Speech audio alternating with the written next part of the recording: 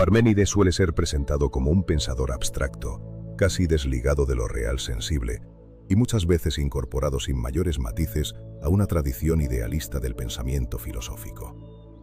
Sin embargo, esta lectura resulta, al menos, problemática. Personalmente siempre me ha generado asombro, más que indignación, la facilidad con la que el pensamiento de Parménides fue capturado por interpretaciones idealistas o incluso religiosas, cuando en sus afirmaciones fundamentales no hay nada que remita a un mundo trascendente ni a una realidad separada de lo material. El núcleo de la ontología parmenidia es contundente. El ser es y no puede no ser.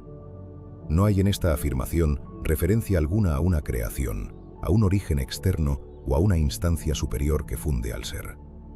El ser no nace, no es producido, no comienza.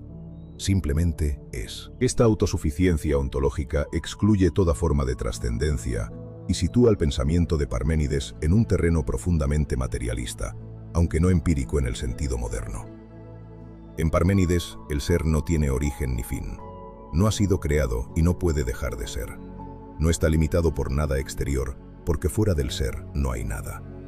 El no ser no existe, no tiene estatuto ontológico alguno.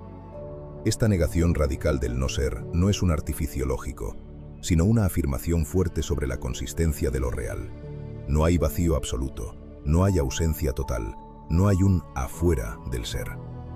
Todos estos rasgos, la no creación, la no generación, la no destrucción, la imposibilidad del no ser, aparecen de manera explícita en el poema de Parménides.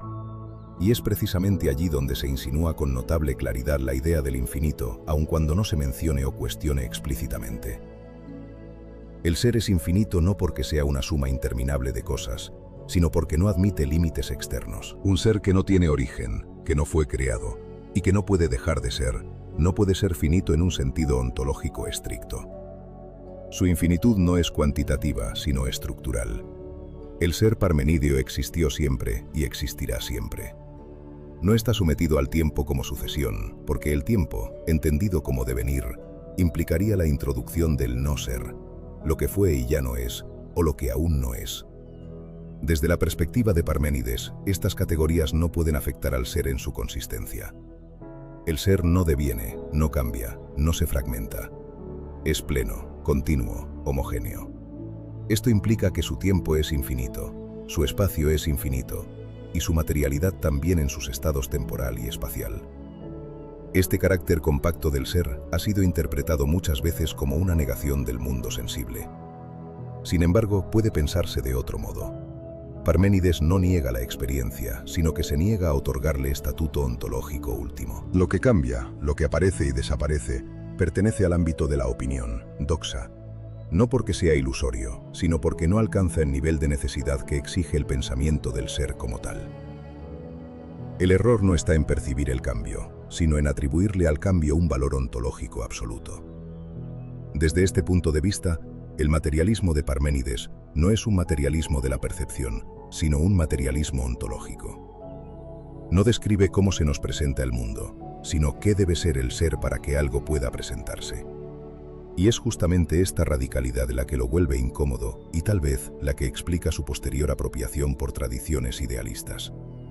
Un ser eterno, sin origen y sin fin, plenamente autosuficiente, resulta más fácil de espiritualizar que de asumir en toda su densidad material. Sin embargo, leído desde esta clave, Parménides no clausura la reflexión sobre el infinito, sino que la inaugura. Al afirmar un ser sin comienzo ni término, sin fisuras ni exterioridad, introduce una de las primeras formulaciones ontológicas de la infinitud. Una infinitud que no se opone a la materia, sino que la constituye. Heráclito y el infinito del devenir. Si en Parménides el infinito se insinúa como la plenitud absoluta del ser, en Heráclito aparece bajo una forma radicalmente distinta, como devenir incesante.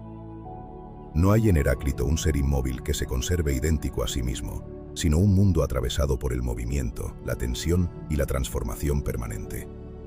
Todo fluye, no porque todo sea caótico, sino porque el cambio constituye la estructura misma de lo real.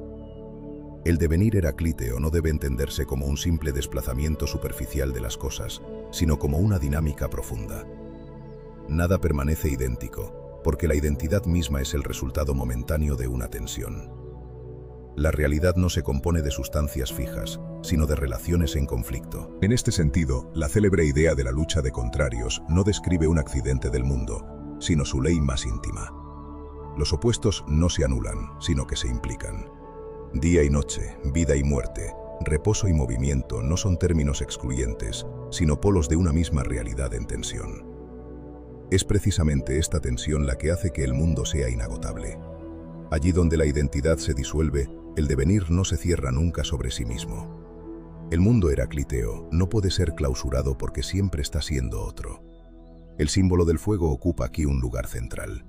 El fuego siempre vivo no es una metáfora poética, sino una figura ontológica. El fuego transforma sin cesar, consume, engendra, cambia de forma sin perder su condición de fuego. Representa un principio activo que no se estabiliza, que no se detiene y que, sin embargo, conserva una legalidad interna. El mundo, para Heráclito, no es una masa amorfa, sino un proceso regulado por el logos. Este punto es fundamental. El devenir no es puro desorden. Existe un logos que atraviesa el cambio, aunque no se deje captar fácilmente por el lenguaje humano. El logos no fija las cosas, sino que articula su transformación. En esta articulación se inscribe la dimensión infinita del pensamiento heraclíteo.